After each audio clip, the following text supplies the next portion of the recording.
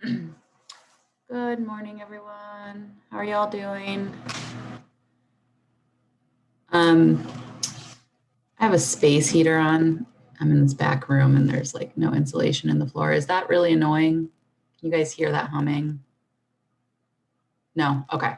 Okay, good. Let me know if it happens to reverberate or get annoying. So we are going to finish up chapter 3 today. We got through a good amount of it last time.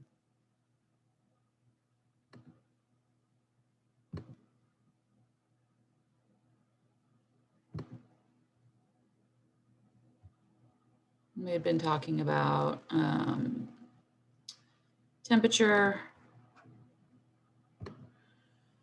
how temperature, when you measure something's temperature, you're really measuring its thermal energy, like how much random motion do its particles have, its atoms have. The hotter an object is, the more motion you're going to get. Different from heat. So heat is the exchange or transfer of energy from one object to another, and that's measured in a unit of like joule or calorie. So when you pick up a hot pan with your hand, how much energy is being transferred from the pan into your hand? Is it enough just to warm your hand up, or is it enough to burn your hand? In contrast to temperature, which is measuring something for like a static specified object. So the pan is, 25 degrees Celsius. When you grab it, it transfers 1,000 calories to your hand. Temperature versus heat. So we've got these funky, right? For Fahrenheit, freezes at 32, boils at 212. Celsius, a little bit more convenient. Water freezes at 0 degrees, boils at 100. Kelvin, remember, is just a shift of 273. So we take whatever our Celsius is and add 273. Why do we want to do that?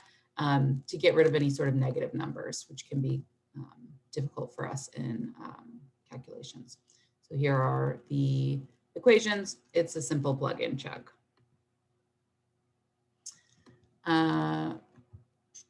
Did we do a temperature problem last time? Did you guys calculate a temperature problem last time? Can't remember. Let me see. Should be able to have a record here. Yes, we did. Okay, good. I don't want to spend any more time than we have to on that. So there's another thing that we need to talk about in relationship to temperature and heat and all this stuff, and it's called heat capacity. So heat capacity is related to heat, but it's not the same thing as heat. Heat capacity is the amount of heat, and it's usually in joules, required to change the temperature of a given amount of a substance by 1 degree Celsius. So let's say I have, a certain amount of gold, and I want to raise it 32 degrees Celsius. There's a specific amount of heat that you need to apply to that piece of gold that's specific to heat, hence specific heat capacity, versus water or tin or another material. Every material has a very unique amount of energy that it needs in order to raise or lower its temperature. So when the amount of a substance is specifically expressed in grams, so let's say I have 55 grams of gold that I want to raise 32 degrees Celsius. That would be known as its specific heat capacity. And specific heat capacity is a funky unit. It's got 3 units in it: joules with a division bar. So it's joules per gram degree Celsius. So it's how many joules does it take to raise 1 gram, 1 degree Celsius. So when we're talking about specific heat capacity, which is not the same thing as heat, you will have all of those units. So let's look at the specific heat capacity for a couple different substances.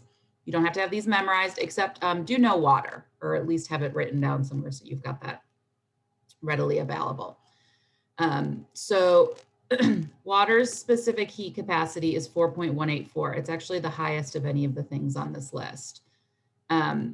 That number came up earlier, right? The conversion between calorie and a joule, right? So 4.184. So when looking at this what it's saying is that if I want to raise 1 gram of water, 1 degree Celsius, it will take 4.184 joules. You may be thinking, oh, but so water requires more heat to heat up than aluminum or iron? It does. Now water boils at a much lower temperature than iron and aluminum. So in the end, we have to use a lot of heat to melt metals and things like that. But we see this effect of high heat capacity of water if you've ever lived on a coastline versus inland. So what do you find when you live on a coast is your temperatures tend to be more mild because you have this huge body of water that's kind of acting as an insulator. So in winter, it doesn't get quite as cold because it takes a really long time for the water to cool off. Same thing in summer. In summer, it's not quite as hot right next to the water because the water takes a lot of energy to heat up. So you've kind of got this insulated buffer situation. Another example of this sort of difference in heat capacity, let's say we have a copper pot and it's filled with water. How fast does the pot get hot? Pretty quickly. How fast does the water get hot? It feels like it takes forever sometimes, right? Sitting there staring at a pot of water boiling. So it requires a lot of energy. So this is our specific or our heat equation that sometimes I'll call Q equals MCAT. Q is heat equal. So your heat, the amount of energy is equal to the mass of that given material times C. C is its specific heat capacity, okay? That you could get off of an appendix, like here, right? These are all specific heat capacities, or you may have to calculate that and you'd have the other things. Times the cat, that's the C for the cat, and then the AT is this delta T. Delta is a change in temperature, all right? Delta T means final temperature minus your initial temperature. So where did you end up? Subtracted from where you started. Remember what the units for specific heat capacity were. Joules per gram degree Celsius, whatever the units are on your specific heat, everything else has to match those units, all right? So Q, we're gonna want it to be in joules because our specific heat is that joules per gram degree Celsius. Mass, we're gonna wanna be in grams, and temperature will be in Celsius. So just make sure your units are all matching up so you can plug them into this nifty equation. So let's look at a problem where we use Q equals MCAT.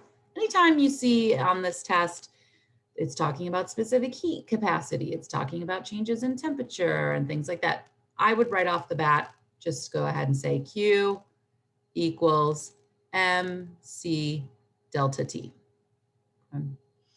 Now, this is a plug and chug equation. So this isn't a dimensional analysis problem unless you have to convert units.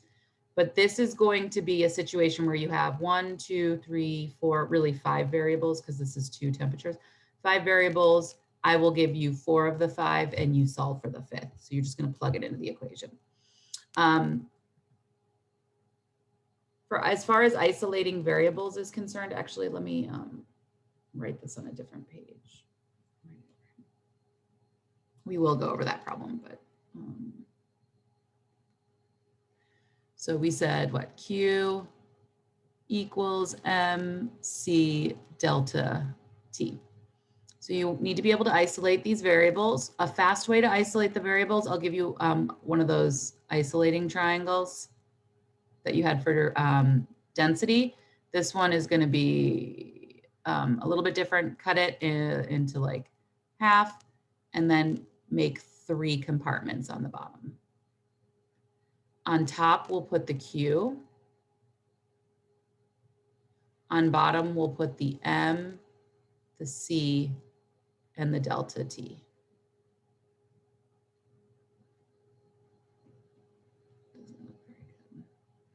Delta T. Oh, can't fit it in. Okay. So remember, this bar is a division bar, and these 2 bars are multiplier bars. So when you're writing out any equation from this, well, Q is going to be equal to this times this times this. That's this thing right here. What if I want to solve for m, my mass? Mass is going to be equal to everything else. So it'll be Q divided by the C times your delta T. Okay. Let's say I want to solve for delta T. Delta T, this thing here, is equal to, again, Q divided by whatever's left over, mass times C. Okay, so you can real easily derive all your equations from that.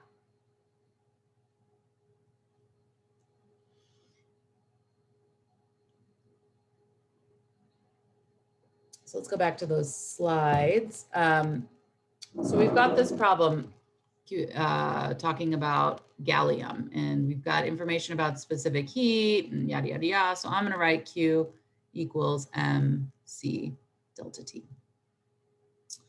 So gallium is a solid at 25 degrees Celsius, and it melts at 29.9 degrees Celsius. If you hold gallium in your hand, it can actually melt from your own body heat. So the heat given off from your hand will turn this into a liquid. This problem says, how much heat must 2.5 grams of gallium absorb from your hand to raise its temperature from 25 degrees C to 29.9 degrees C? The specific heat capacity of gallium is 0.32 joules per gram degree Celsius. So we've got a bunch of information here, a lot of given stuff. The problem specifically says how much heat must you absorb. So in this equation, what is heat? Heat is this guy right here, it's Q. C is specific heat capacity. Don't get those two confused, okay? Sometimes because this also has the word heat in it, people will default this to heat. That's not heat.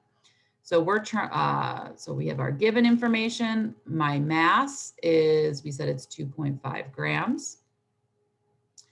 My specific heat is this thing down here, which is unique to gallium, 0.372 joules per gram degree C.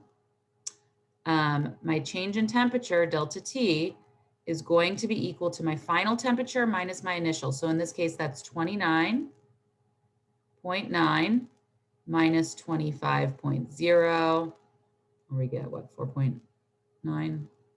4.9 degrees C. And we said we're trying to find Q. So I actually don't even have to like rearrange my equation for this problem. I could just solve it straight up. So let's plug it in. So Q is going to equal my mass, which is 2.5 grams. And all of the, just note, all of the units are the same, right? Gram, gram, Celsius, Celsius. So just make sure those match up. So we've got our gram. We're going to times it by our specific heat, 0.372 joules per gram degree Celsius. And I always keep all my units. I put them up there because it lets me know if I'm doing it right. And then I need to multiply it by my change in temperature, 4.9 degrees Celsius. Why do I put all my units up there? Because Celsius cancels, grams cancel, and I'll be left with units just of joule. And I like that because I'm looking for heat. So it's a reminder to me that I've done it correctly. I feel a little bit more confident. So we've got our 2.5 times our 0.372 times our 4.9, and we get a Q of 4.557 joules. We want to round that to two significant figures. So we'll go with 4.6 joules. So it's really just kind of as simple as a plug and chug. The little details you want to make note of, are you in the right units? So if this had been 2.5 kilograms instead of 2.5 grams, you'd want to convert into grams. If this was in Kelvin or in Fahrenheit, you'd want to convert that as well. Any questions on the setup of that? We'll do a couple more examples, but just as far as the setup goes.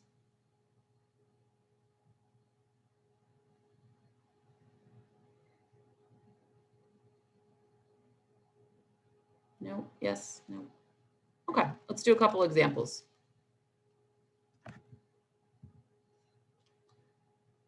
Mm,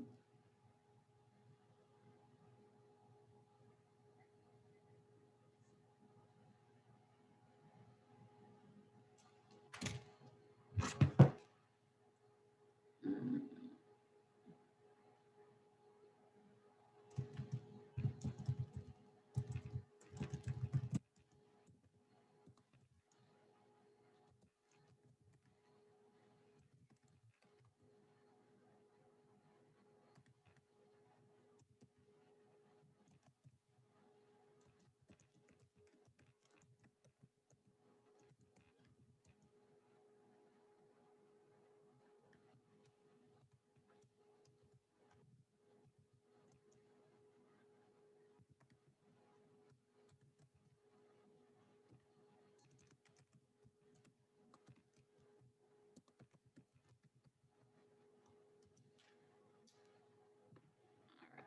So we got a problem here that says, an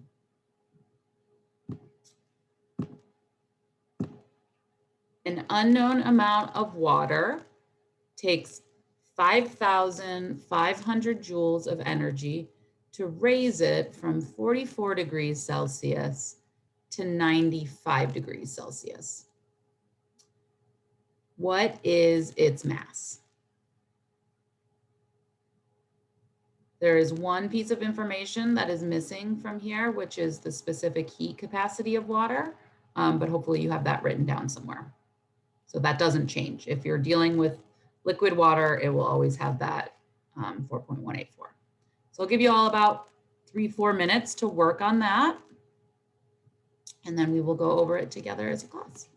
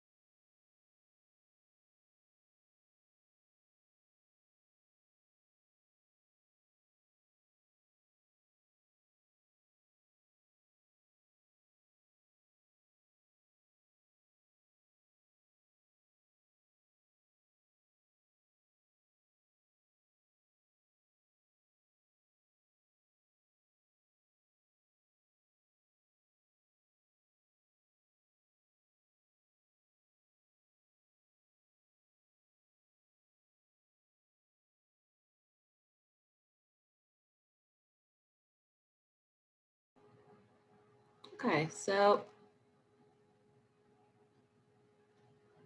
this problem is talking about a temperature change. There's some information about energy. So we are going to be dealing with Q equals mc delta T. I'm going to just write that out.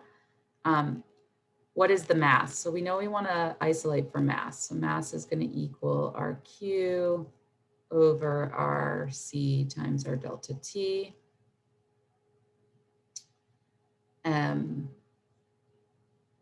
So Q is the amount of heat. That's this thing here. It's whatever your unit is in joule or calorie. So 5500 joules. Our specific heat for this is 4.184 joules per gram degree Celsius. It wasn't written in the problem, but that's the specific heat for water. So you just need to be able to reference that. And then we know our temperature change, our delta T, is going to be our final minus our initial. So we've got 95 degrees Celsius minus our 44 degrees Celsius.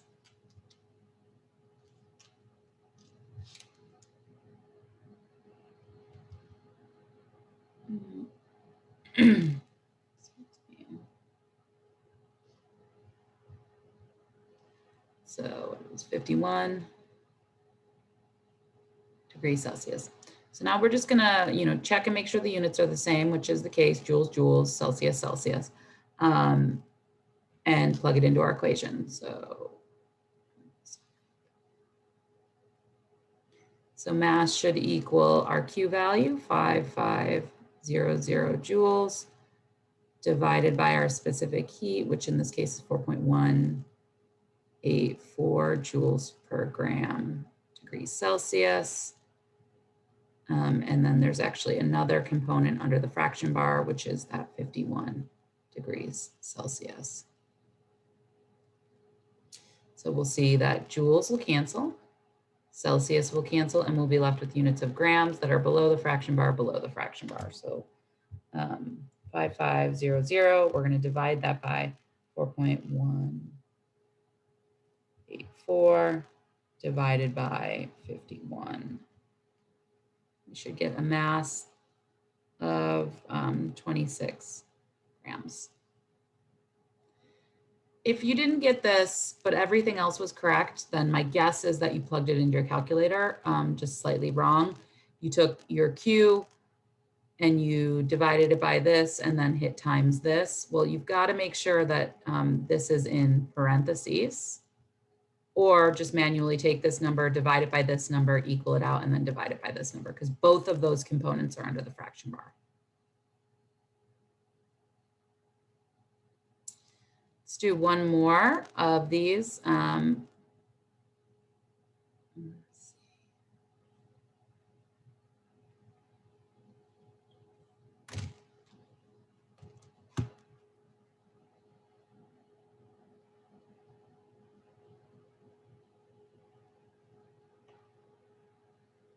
Let me get a specific heat for y'all.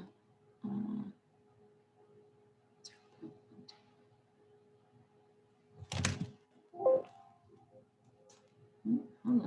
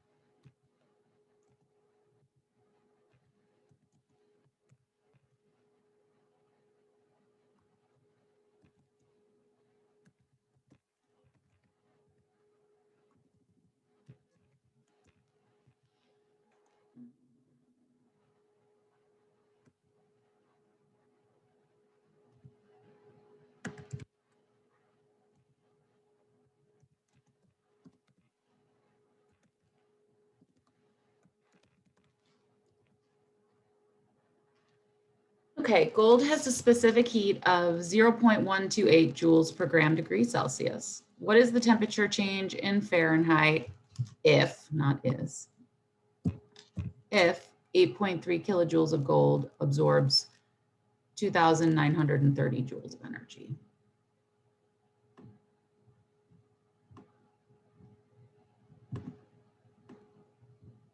I'll give you all a couple minutes for that one.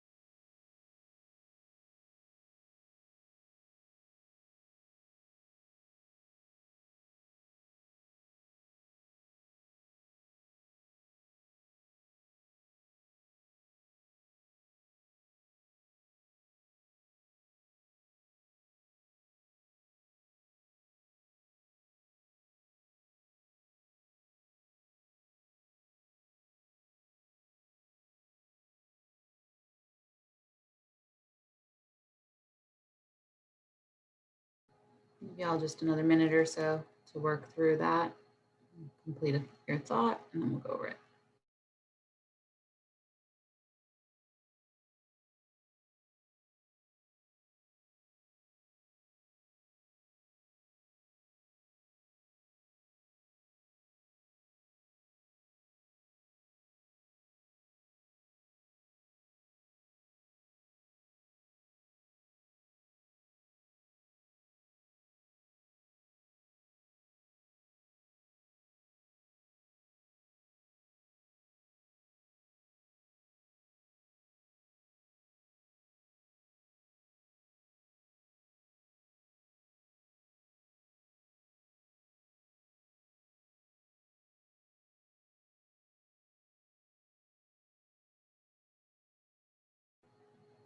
Okay, so with this problem, gold has a specific heat. I hear this word specific heat. I see temperature change stuff. I know that I'm going to be using Q equals MCAT. So I'm just going to write the equation out. Q equals MC delta T. It says, what's the temperature change? So I know I need to isolate for delta T. So my delta T, it's over here, delta T is going to equal that Q value over the other stuff. So M times C. Now, that means I need to have Q, which is heat. In this case, the heat we have is 8.3 kilojoules. I need my mass. Oh no, did I not give you guys a mass? Sorry. Were you guys able to solve this? You shouldn't have been able to solve it. No. Next time that happens, throw something in the chat and let me know. I ran to the washroom and told my husband, I was like, I still totally have residual COVID brain. It's like definitely in there. There's some brain fog. Okay, so let's give a value. I don't know, 38 grams. 38.2 grams. Oh my goodness. Oh my goodness, Candace. Okay, I'll give you all 2 minutes to try that. I thought something was missing. Yes, something was missing. Apparently your instructor's brain. So there you go, 38.2 grams. So we'll give it another 2 minutes. Hopefully you've got most of your setup done.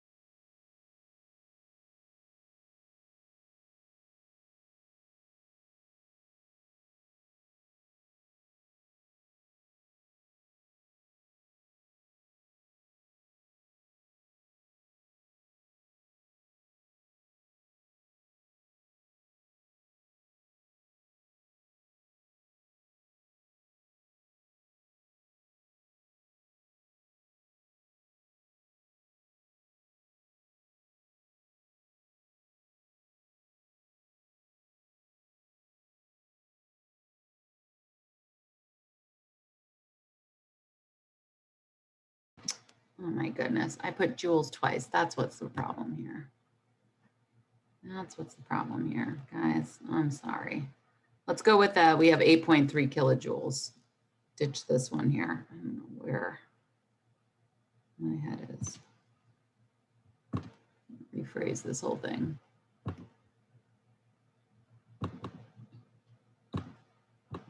So we're going to say that we have 38.2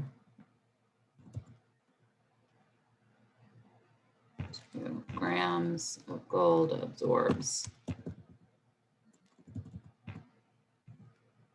8.3 kilojoules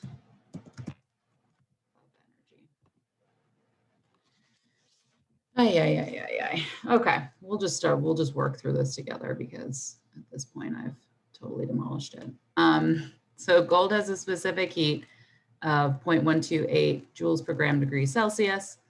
What is the temperature change in Fahrenheit if we have 38.2 grams of gold and it absorbs 8.3 kilojoules of energy?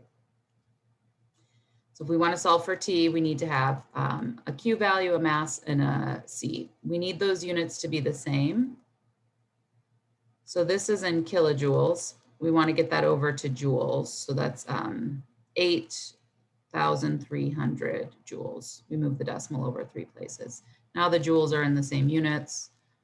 Grams are in the same units. So our temperature change is going to be this 8,300 joules. We're going to divide it by our mass, 38.2 grams, times the 0.128 joule per gram degree C. Joules will cancel, grams will cancel. We'll be left with units of degrees Celsius. So 8,300 divided by that 38.2 divided by 0.1. You get a pretty large number here. So a big temperature change, 1,697. This is in degrees Celsius. I want it to be in Fahrenheit. So I have to do a quick conversion into Fahrenheit, which should give us 3,086.6 degrees Fahrenheit. And I'm going to go with 2 sig figs. So I'm going to just say 3,100 degrees Fahrenheit.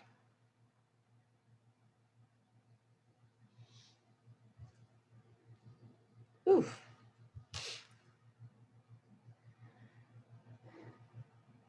So there are additional there's an additional worksheet in Moodle that has a bunch of practice for these if you so desire. Living down here in this matter and energy worksheet. So if you want to do some more of those, that is available for you, specific heat capacity stuff.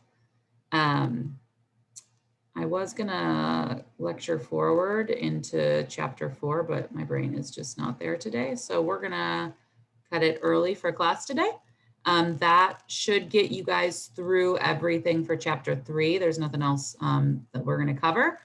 So you should be able to complete the homework fully. If you guys have any individual questions, stay around. A couple people have reached out to me about issues with labs and stuff like that through email. So keep doing that. Make sure you're just being communicative if things are going on in your personal life and you can't get stuff done. Otherwise, have a really good weekend. Your test is not this Sunday, test will be next Sunday. So just keep that in mind. And I will remind you all next week as well. Okay, so have a good weekend. Thanks for being patient with me. Appreciate it. All right, bye guys.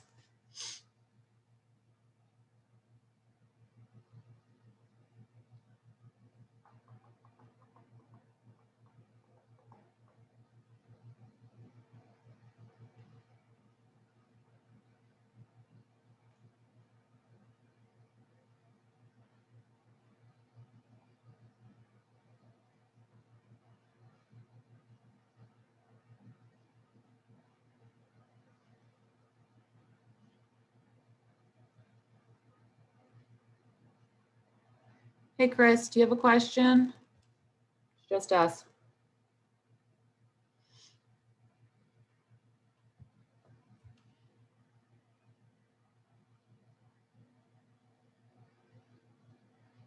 No, okay. If you do have a question and you just can't reach out for whatever reason, or you can't get your mute off, just send me an email.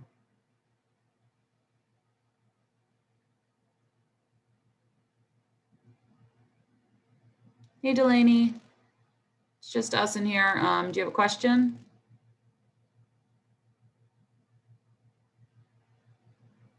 Sorry, I had it on mute. No, I was just looking at the slideshow and I forgot to log off. Oh, no worries. I just wanted to make sure you didn't have any specific questions. Yes, sorry. No worries. I'll see you next week, okay? Okay, see ya. Bye.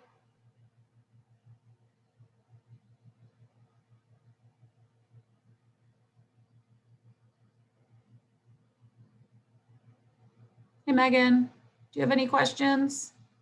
I see that you're hanging around. I want to make sure I can help you out if you need anything.